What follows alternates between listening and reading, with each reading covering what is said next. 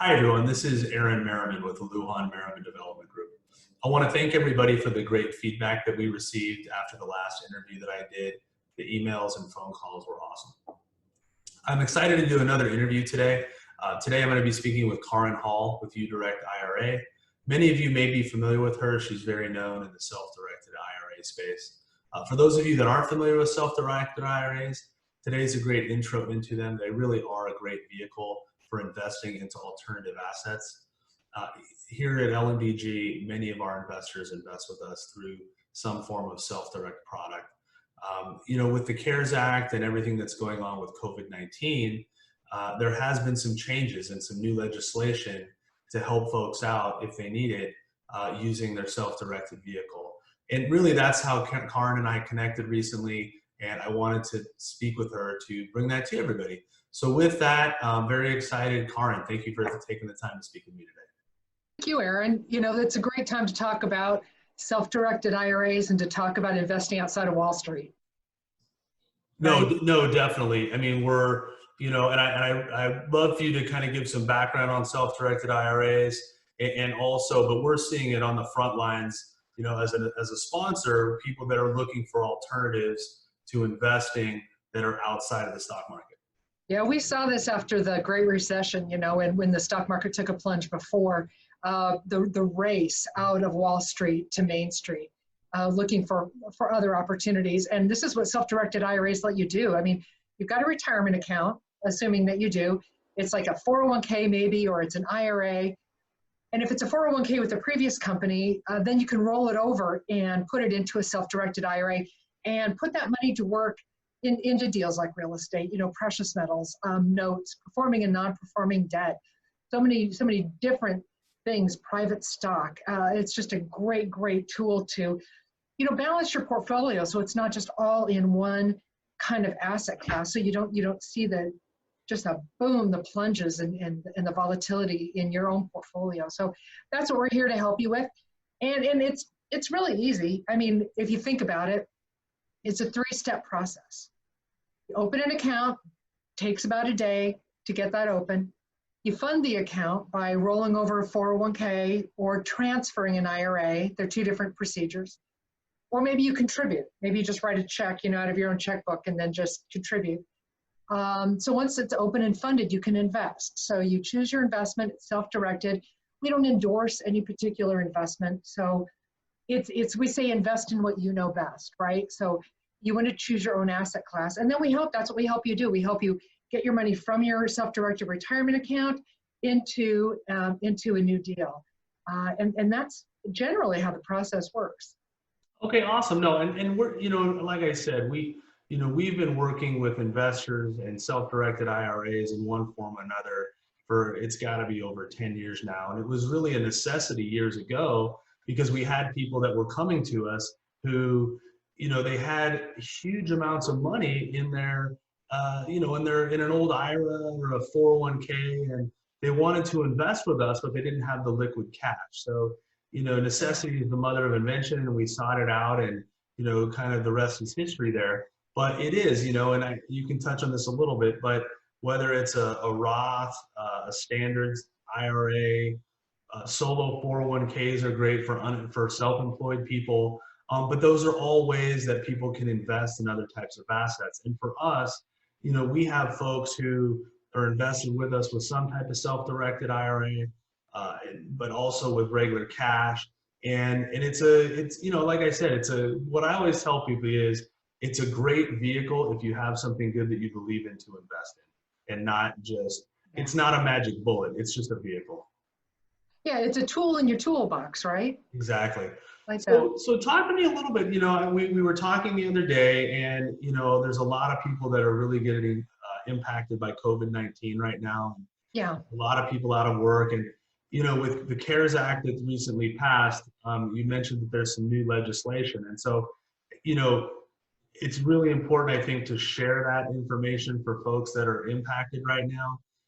And then for those that, again, aren't as familiar with self-directed IRAs, they're getting a little bit of a taste of it as well. And, it might be something that they haven't thought about, and can obviously follow up with either one of us and get more information. But Talk to us a little bit about the CARES Act and what that means for folks.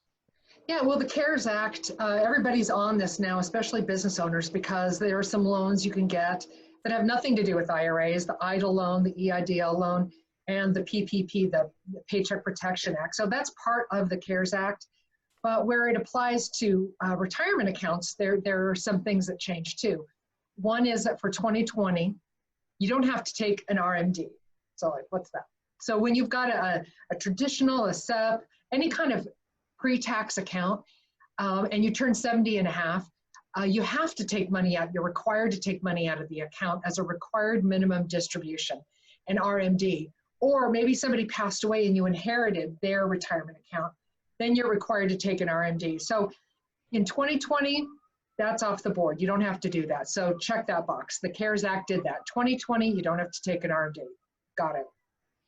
Another thing the CARES Act did, or that we've seen recently, this isn't necessarily related to the CARES Act, but just like in tandem with all these changes, is that the IRS said you don't have to file your income tax until July 15th, right? Well, sometimes IRAs have to file a special kind of tax return called a 990T.